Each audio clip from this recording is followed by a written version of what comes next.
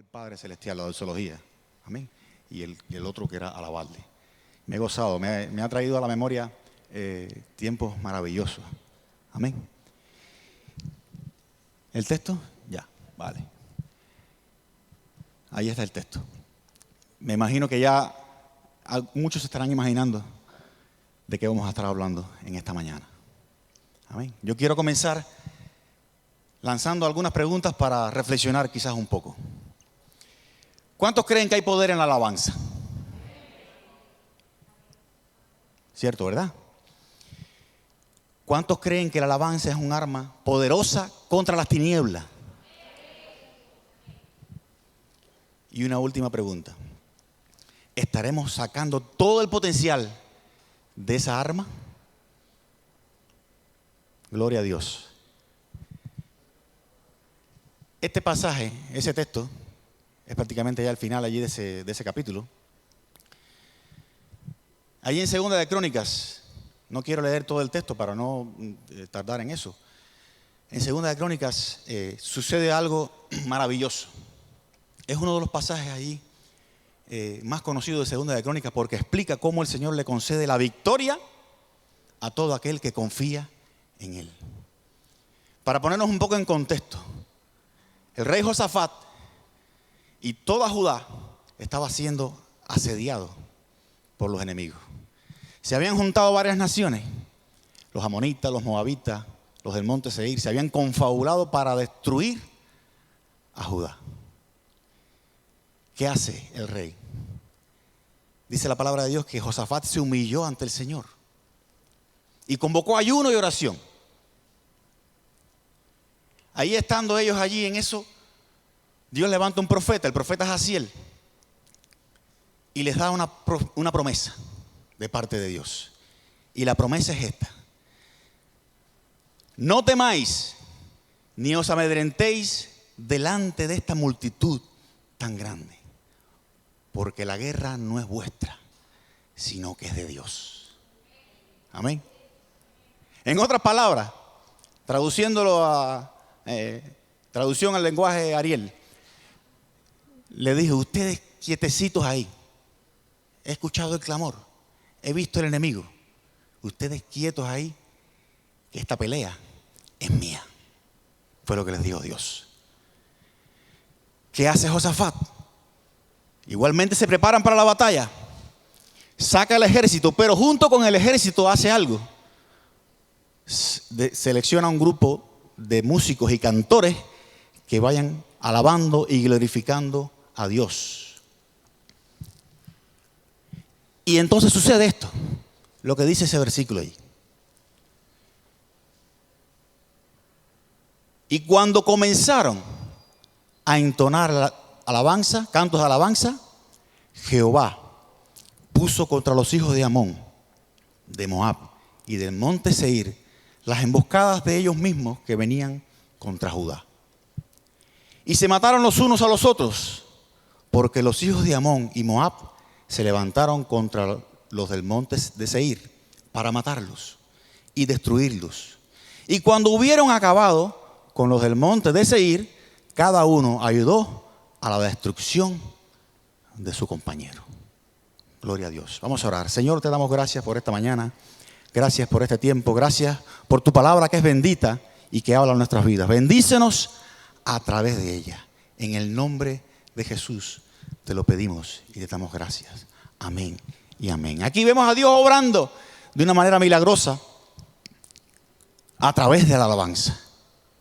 ¿Cuántos dicen amén? Sin embargo, el relato revela tres elementos fundamentales ahí que contribuyeron a que el pueblo de Dios recibiera el auxilio de parte de Dios. Y son el ayuno, la oración y por último la alabanza. Yo me quiero estar deteniendo. Vamos a estarlo mencionando los tres, pero quiero estarme haciendo énfasis en este precisamente, que es la alabanza. Gloria a Dios, porque la alabanza es un arma, ya lo decía hace un instante. Y tenemos que aprender a usarla y aprender a usarla bien. ¿Dice amén? Y no voy a decir ahora que esto sea un dogma que hay que, por el cual haya que seguirlo ahí a rajatabla, al pie de la letra, si no, no vamos a recibir el auxilio divino. Pero sí nos puede dar cierta luz nos puede ayudar a alcanzar victoria en nuestras batallas diarias. Amén. El primero fue el ayuno. Dice que Josafat hizo pregonar ayuno en todo Judá. Es decir, toda la nación participó en esto. Todos. ¿Estamos atravesando una situación difícil? Hagamos ayuno. El ayuno trae avivamiento personal en nuestras vidas. Amén. Cuando decidimos allí, bueno, fíjense que comer es lo más elemental que tiene el cuerpo humano. Y usted decide por sí mismo decir, bueno, no voy ni siquiera voy a comer, voy a dedicarme a buscar a Dios. Voy a ayunar, voy a encerrarme allí y a buscar a Dios. El ayuno, cuando estamos ayunando allí nos hacemos entonces más sensibles a la voz del Espíritu Santo. Nos hacemos más sensibles a la voluntad de Dios.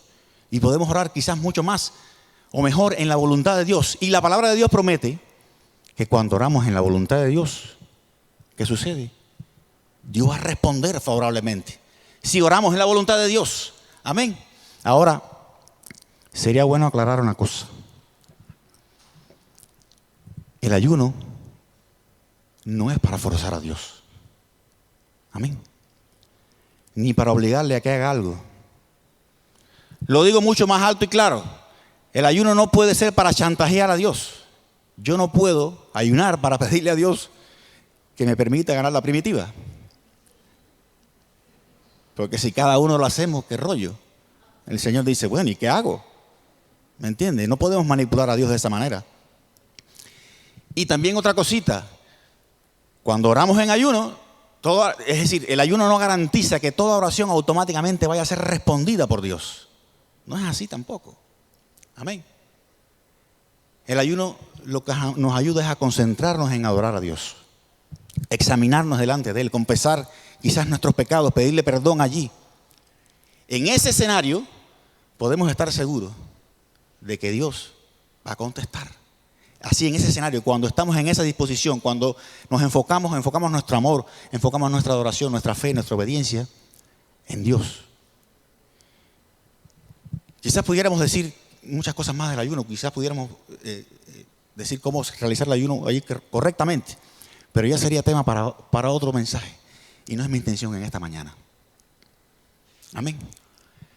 El segundo elemento que vemos allí fue la oración, es decir, si ellos se convocaron ayuno, Josafat convocó ayuno y oró a Dios. Ahí está en ese pasaje de Segunda de Crónicas. Les recomiendo que lo lea después en su casa. Amén. La palabra de Dios dice que Josafat oró diciendo: Jehová, Dios de nuestros padres, ¿no eres tú Dios de los cielos? ¿Y tienes dominio sobre todos los reinos de las naciones? ¿No está en tu mano tal fuerza y poder que no hay quien te resista? Y sigue orando allí. Y sigue declarando allí las promesas de Dios, recordando las promesas de Dios y cómo Dios los había librado en otras ocasiones. Josafat oró allí con fervor. La nación oró con fervor. Pero lo que más me llama la atención, lo más llamativo es cómo termina de orar. Dice así: porque en nosotros, dice Josafat, no hay fuerza contra tan grande multitud que viene contra nosotros. No sabemos qué hacer y a ti volvemos nuestros ojos. Amén. ¿Qué está haciendo? Está reconociendo que él no puede. Diciendo: Señor, nosotros no somos nada. Mira cuánta gente viene, lo superaban en número. No podemos, Señor. Eres tú el único, esperamos en ti, confiamos en ti. Nosotros no podemos. ¿Cuántas veces tú y yo, o al menos voy a decir yo, no sé usted, cuántas veces alargamos la angustia por la que estamos pasando? Porque queremos resolver el problema a nuestra manera, buscamos solución por aquí, buscamos solución por allá, y entonces cuando no sucede, cuando no se arregla el problema, entonces a veces por último acudimos a Dios. ¿A cuánto les ha pasado? A ustedes no, a mí sí.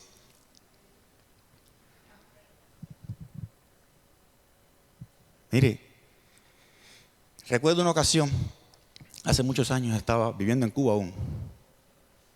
Tenía un trabajo de vídeo que entregar y se me rompe el ordenador. Busqué soluciones por todos lados, con todos los contactos que tenía y nada. El tiempo pasando y la fecha de entrega. Hasta que hice una llamada que ni siquiera tenía que ver con el asunto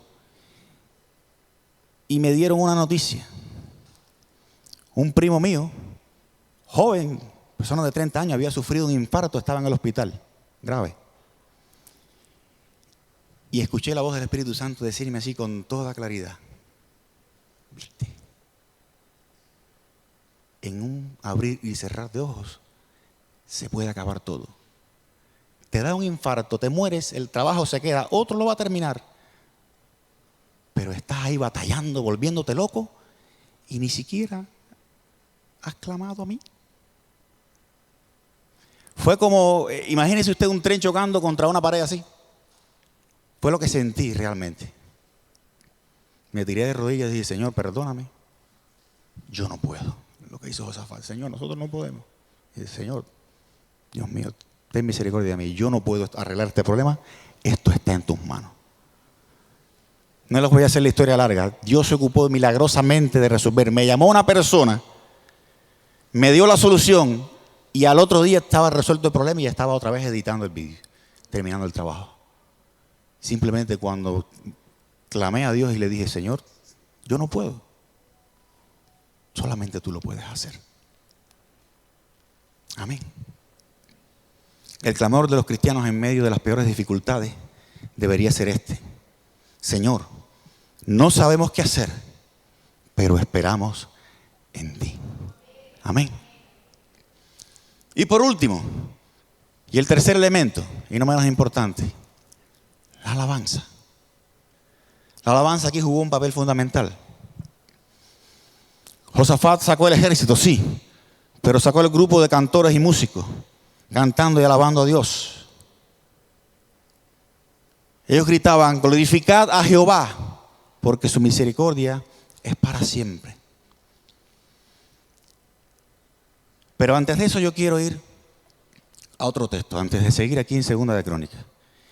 Yo quiero ir a otro texto y es en Juan 4, 23 y 24.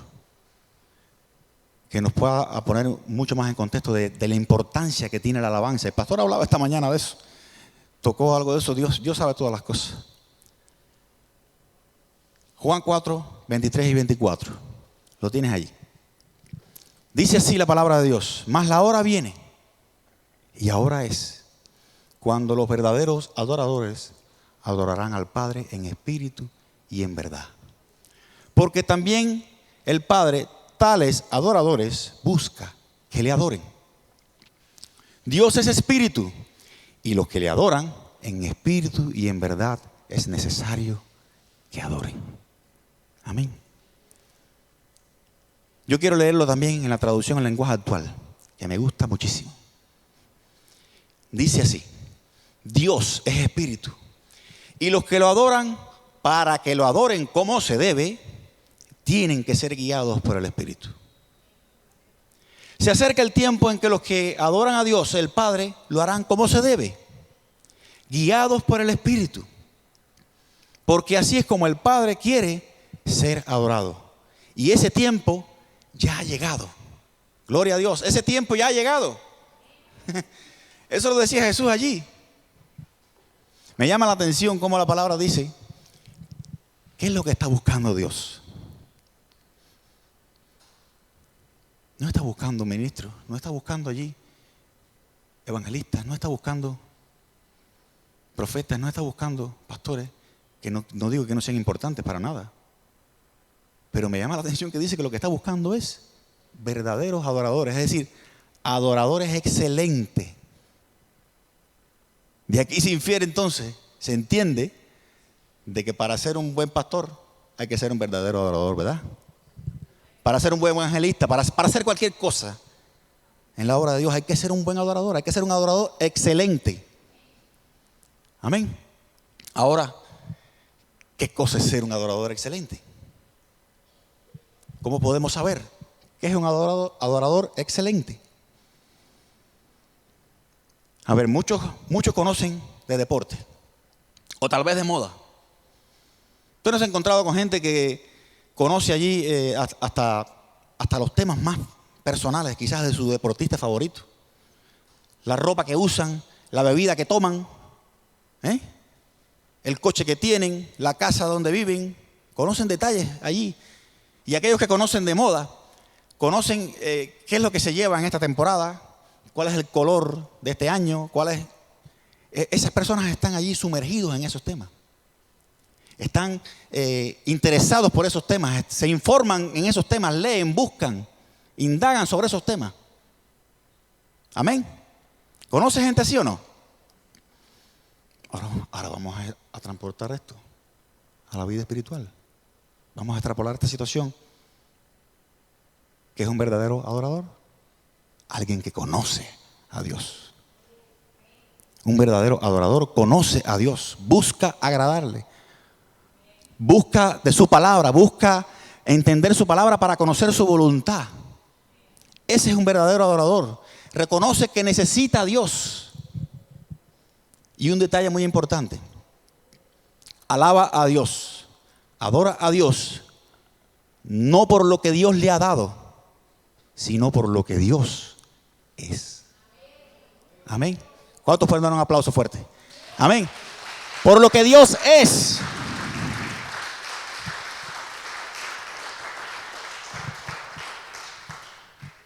No es que esté mal alabar a Dios por lo que Dios me ha dado, pero esa no puede ser la única razón por la que yo alabe o adore a Dios. Un verdadero adorador se entrega a Dios, da su vida a Dios, da su corazón. No da alabanza, esto no es un yo te doy para que me des. No da alabanza para que Dios le bendiga.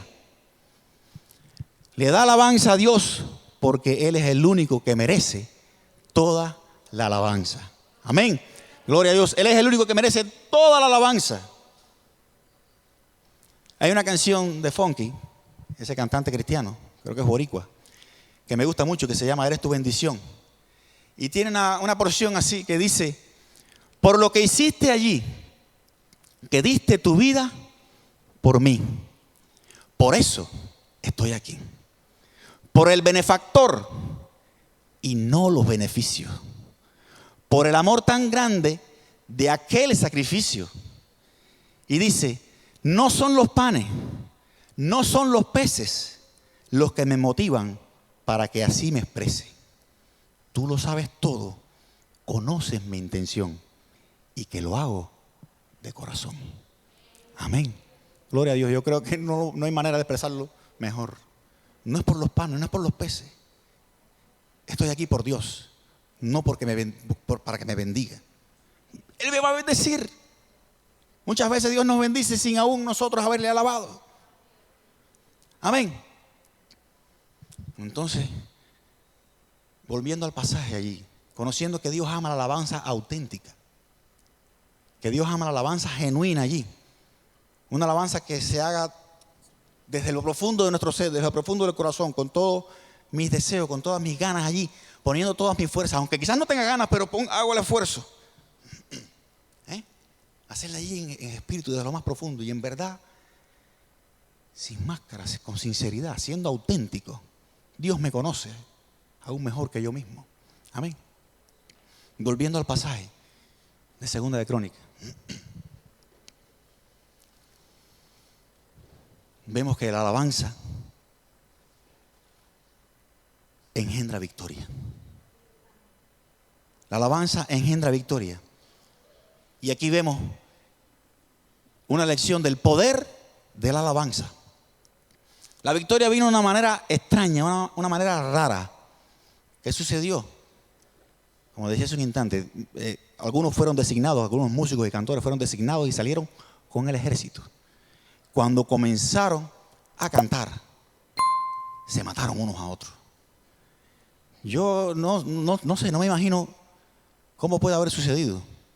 Dios los trastornó de una manera tal que se mataron unos a otros. Y las emboscadas que habían hecho contra el pueblo de Judá cayeron en ellas ellos mismos. La alabanza jugó un papel fundamental. Dice que cuando comenzaron a cantar, sucedió esto. Me llama la atención una cosa, y es que Judá significa alabanza. Ahí cuando su madre lo dio a luz, ahí en Génesis 29:35 dice que la madre dijo: esta vez alabaré a Dios. Así que le puso por nombre Judá, que significa alabanza. Alguien pudiera decir, bueno, esto fue un caso muy particular. Y eso es cierto, hasta cierto punto. ¿Por qué lo digo? Porque Dios obra como Él quiere. Dios es soberano y no podemos decir ahora, bueno, vamos a alabar y Dios va a resolver el problema solo, yo no voy a tener que hacer nada. Eso no es así. Si una cosa he aprendido de Dios es que a Dios le gusta la variedad y no le gusta repetirse. Nosotros, los seres humanos, somos seres repetitivos, somos allí animales de costumbre, por decirlo en el buen sentido de la palabra. Lo de animal, digo. Pero, a ver, dígame si usted no va al trabajo todos los días por el mismo camino. ¿Es así? Dígame si no se siente en la misma silla de la mesa en su casa a comer, a desayunar o a cenar. Es así. Somos animales de costumbre. Pero a Dios le gusta la variedad. A Dios no le gusta repetirse, le gusta hacer las cosas de manera diferente. Por eso digo que este pasaje puede ser muy particular, pero hasta cierto punto. ¿Por qué? Porque también hay otros pasajes que se parecen mucho. Quizás no tanto, pero en esencia sí. Algunos más, otros menos. Por ejemplo, en Jueces 7, Gedeón contra los madianitas. Gedeón con un puñadito de hombres contra un ejército gigante. Un ejército grandísimo. Dice que lo rodearon también. Tocaron trompetas, rompieron cántaros, gritaron allí y se mataron entre ellos. Pasó algo muy parecido a esto que acabamos de leer. Hay otro pasaje, por ejemplo, en Josué, capítulo 6, muy conocido, los muros de Jericó. Lo conocen, ¿verdad? Estaban dándole vueltas a la ciudad, el último día también lo hicieron, rodeando la ciudad, tocaron trompetas, gritaron allí. ¿Y qué pasó? Los muros se derribaron, tomaron la ciudad. El pueblo de Dios tomó la ciudad. Pero bueno, quizás alguno pudiera decir, bueno, es que Ariel, eso son cosas del Antiguo Testamento, eso ya quizás no funciona ahora, en la actualidad, no funciona en el Nuevo Testamento. Hay otra historia, por ejemplo, muy conocida. Hechos capítulo 16, Pablo y Silas en la cárcel. ¿Qué dice? Estaban ellos orando, cantando y alabando con himnos al Señor. ¿Y qué pasó? Vino un terremoto, se abrieron las puertas, las cadenas se soltaron, todos fueron libres y aún más el carcelero aceptó a Cristo. Amén. Hubo una conversión allí. Gloria al nombre de Jesús. Entonces, la alabanza es poderosa. La alabanza rompe cadenas. La alabanza es un arma contra el enemigo. Amén. Gloria a Dios. Dice el Salmo 22:3. Tú que habitas en la alabanza de Israel. La palabra habitar en hebreo, la que se traduce habitar en español, en hebreo dice que significa, escuche bien, sentarse, permanecer, establecerse o casarse. Fíjese. Para decirlo de otra manera que lo entendamos, Dios hace acto de presencia, muestra su gloria. El Espíritu de Dios se hace presente en medio de una alabanza poderosa. ¿Y qué dice la palabra? Que donde está el Espíritu de Dios hay ¿qué? Hay libertad, hay liberación. Mire, yo recuerdo haber estado ministrando alabanza. La congregación sumergida allí en una adoración allí profunda allí, el Espíritu Santo moviéndose de una manera poderosa. Y personas allí que visitaban manifestarse los demonios porque no soportaban la presencia de Dios. siendo libertados allí. También recuerdo personas siendo sanadas de enfermedades en medio de un tiempo de alabanza sin ni siquiera ser ministrados. Es decir, no se estaba orando por ellos, simplemente se estaba teniendo un tiempo de alabanza al Señor. La congregación alabando allí de manera poderosa allí, entregados allí de corazón a Dios.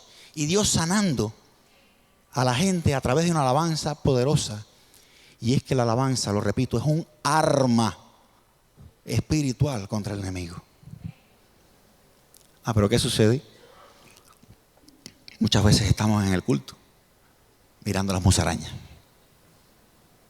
entretenidos y conversando con el que está al lado. Entonces no estamos haciendo esa alabanza correctamente. No estamos entregando de verdad nuestro corazón. No estamos allí. A veces no es un problema, no es obligado cerrar los ojos. Pero es recomendable porque te puedes entretener con cualquier cosa. Lo más recomendable sería cerrar los ojos y entregarte a Dios, Señor, allí. Poner tus cargas en el Señor, descansar en Dios y decir, bueno, yo estoy aquí, voy a alabar a Dios, me voy a gozar. Este Salmo 22 nos enseña que la alabanza honesta y sincera traerá la presencia de Dios. Y aunque aclaro que Dios está en todas partes, dice amén, Dios está en todas partes, hay una manifestación especial que se revela de una manera muy particular en una atmósfera de alabanza. Lo repito, hay una manifestación especial que se revela de una manera muy particular en una atmósfera de alabanza. Dios se goza tanto cuando ve a su pueblo alabándole de todo corazón que empieza a derramar bendiciones allí, que empieza a tocar, que empieza a sanar, que empieza a obrar, que empieza a restaurar. Porque Dios se goza tanto en la alabanza de su pueblo. Dios habita en la alabanza de su pueblo, dice su palabra. Entonces aquí encontramos el remedio para cuando estamos abandonados allí, cuando nos sentimos deprimidos, cuando estamos pasando por pruebas. ¿Cuál es el remedio? Alabar a Dios. Alabar a Dios. Sí, porque cuando todo va bien es fácil alabar a Dios, ¿o no? Pero cuando el zapato aprieta, cuando hay problemas, entonces es cuando es lo complicado. Como dice la canción de Dani Berrio que cantamos aquí. ¿Estás llorando? Alaba. En la prueba, alaba. ¿Estás sufriendo? Alaba. No importa, alaba. Dice, no importa lo que pase, tú alaba. ¿Por qué? Dice, porque tu alabanza Él escuchará. Amén. ¿Cuántos dan gloria a Dios? Bendito es el Señor. Podemos hacer guerra espiritual. Y de hecho hacemos guerra espiritual a través de la alabanza. Cuando alabamos a Dios, cuando le engrandecemos, cuando exaltamos su nombre, cuando declaramos las cosas que Dios ha hecho. Si vamos quizás a una parte un poco más técnica, amén, podemos decir que hay coros de alabanza, hay coros de adoración, hay coros de bendición, hay coros de exhortación. Hay coros que quizás no están como tal, no estás diciendo Señor te alabo, es decir, no sería entonces técnicamente de alabanza. Hay coros de exhortación que exhorta al pueblo de Dios a alabar a Dios, pero lo que quiero es que entendamos una cosa, que de una manera u otra son canciones que engrandecen a Dios. Amén. Mire, siempre por lo general nos quedamos con esto, aunque hay, le digo, todo este tipo técnicamente, toda esta cantidad de quizás de coros diferentes, exhortación, bendición, alabanza. Nos quedamos con dos términos generalmente, ¿o no? Alabanza, adoración. Música fuerte, alabanza. Música suave, adoración. No es exactamente así, pero vale. No es que esté mal tampoco. Amén. Pero fíjese una cosa que quiero que entendamos en esta mañana. El vocablo hebreo que traducimos como alabanza significa esto: alabar, celebrar, glorificar, cantar y el que más me gusta de todo, alardear. Alardear de nuestro Dios. Cuando usted empieza a alardear, ¿quién como Jehová? ¿Quién eres tú? Fue lo que en oración empezó a hacer Josafat, pero si no fuiste tú que hiciste esto, que hiciste aquello y que nos libraste aquí y que derrotaste a aquel y que nos libraste en aquella ocasión, él empezó ahí a mencionar todas las cosas que Dios había hecho.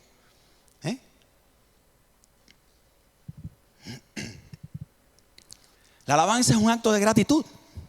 Cuando das gracias a Dios también le estás alabando por lo que Dios hace en nuestras vidas. Pero además, porque Él es el único digno de recibir esa alabanza y esa gratitud. Cuando alabamos a Dios, le estamos dando a Dios el lugar que le corresponde como nuestro Dios y nuestro Padre. Le estamos honrando, le estamos glorificando. Ahora, la palabra adoración dice que significa postrarse delante o arrodillarse delante. Es decir, que la adoración es una actitud del Espíritu. Amén. La adoración es un encuentro profundo con el Señor, con su Espíritu. A través de ella puedes encontrar a Dios, sentir su abrazo y sobre todo descansar en su presencia. Amén. Adorar entonces significa postrarse, decimos. Y en ese momento le estás diciendo a Dios que sin su presencia no eres nadie. Amén. Él es más grande que cualquier cosa. La adoración proviene desde lo más profundo de nuestro corazón. Yo lo resumiría de esta manera.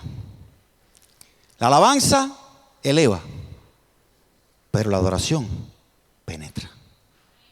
La alabanza te eleva a la presencia de Dios, pero la adoración penetra en el lugar santísimo. Amén. Espiritualmente hablando, por supuesto. Amén. Por eso es necesario, por eso es importante que lo hagamos bien. Que no estemos entretenidos. Amén. Que no perdamos el tiempo. Si estamos aquí, vamos a aprovechar. A ver, alabar a Dios es en todo momento. Pero me refiero específicamente al tiempo que estamos aquí. La alabanza, en la alabanza te gozas allí. Amén. Y eso te eleva a la presencia de Dios allí. Espiritualmente te sientes ese gozo, sientes esa alegría. Y cuando estamos adorando allí, penetras en la presencia de Dios, penetras en el lugar santísimo, de una manera sublime, de una manera preciosa, maravillosa. Gloria a Dios. Un último detalle que quisiera mencionar en esta mañana y que nos quedemos. Cuando Josafat salió junto con el pueblo, alabando y glorificando a Dios, el Señor se manifestó. Y realizó lo que había prometido y les había dicho a través de un profeta, que la pelea no era de ellos, sino que él iba a pelear. Es decir, Dios cumplió su promesa de una manera milagrosa y él mismo, sin que ellos tuvieran que hacerlo, derrotó a los enemigos.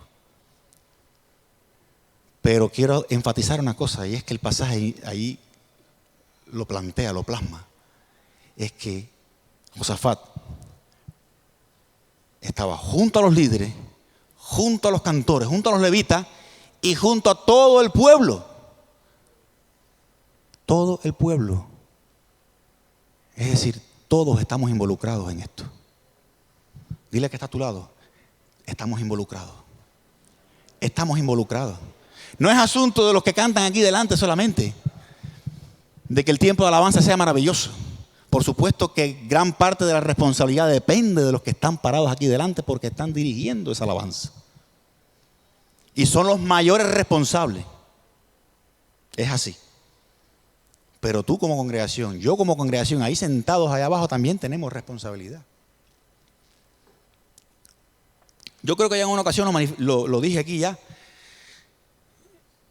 Siempre nos dijeron que la iglesia no era un teatro. Pero hasta cierto punto, yo me he hecho una tesis, vamos a decirlo así, una teoría, que digo que sí lo es. Pero no como entendemos un teatro que tú vas y se sientas a ver lo que van a hacer los artistas. Yo me imagino, a ver, no me apedree. Esto es algo en mi cabeza un poco loca. Yo me imagino a Dios levantándose en la mañana.